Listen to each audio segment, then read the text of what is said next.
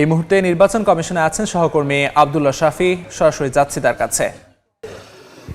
দেখুন, নির্বাচন শপথের আনুষ্ঠানিকতার আগে একটা ইনফরমেশন আপনাকে দিয়ে রাখি। সেটা হলো যে কিছুক্ষণ আগে ঢাকা 13 আসনের বাংলাদেশ খেলাফত মজলিসের প্রার্থী আল্লামা মামুনুল হক নির্বাচন কমিশনে এসেছিলেন এবং তিনি এসে তার আসনের ভোট পুনর্গণনার দাবি জানিয়েছেন। বিশেষ করে যে সমস্ত ভোট বাতিল করা হয়েছে সেগুলো নতুন করে গণনার দাবি নির্বাচন কমিশনে কিছুক্ষণ আগে জানিয়েছেন। তবে গণমাধ্যমের সঙ্গে তিনি কোনো কথা বলেননি।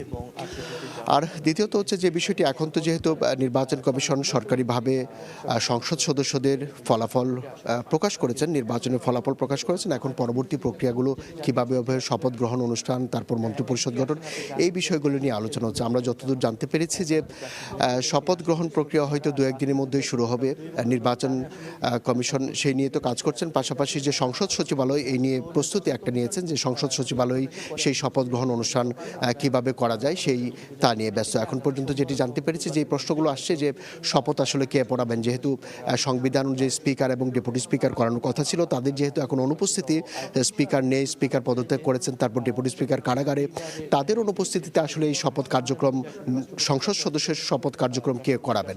এখন সংবিধান অনুযায়ী দেখা যাচ্ছে যে রাষ্ট্রপতির রাষ্ট্রপতির নির্দেশনাক্রমে বা প্রধান উপদেষ্টার পরামর্শক্রমে রাষ্ট্রপতি একটা নির্দেশনা দেবেন। তার নির্দেশনাক্রমে হয়তো প্রধান বিচারপতি জুবার আহমেদ চৌধুরী সোমবারের মধ্যে সেই শপথ অনুষ্ঠান করতে পারেন। তবে যদি 3 দিন পেরিয়ে যায়, যেহেতু শুক্রবার গেজেট প্রকাশিত হয়েছে, শনিবার, রবিবার এবং সোমবার যদি পেরিয়ে যায়, তাহলে সেই ক্ষেত্রে হয়তো আরেকটি বিধান রয়েছে যে প্রধান নির্বাচন কমিশন সেই শপথ হয়তো পড়াবেন। তারপরে হয়তো পরবর্তী প্রক্রিয়া সরকার গঠন প্রক্রিয়া শুরু হবে। তো এই ছিল এখানকার সর্বশেষ পরিস্থিতি। পরবর্তীতে হয়তো আপনাদের অন্য কোনো নতুন আপডেট জানতে পারবো। নির্বাচন কমিশন অফিস থেকে সবশেষ খবর জানাচ্ছিলেন সহকর্মী আব্দুল্লাহ শাফি।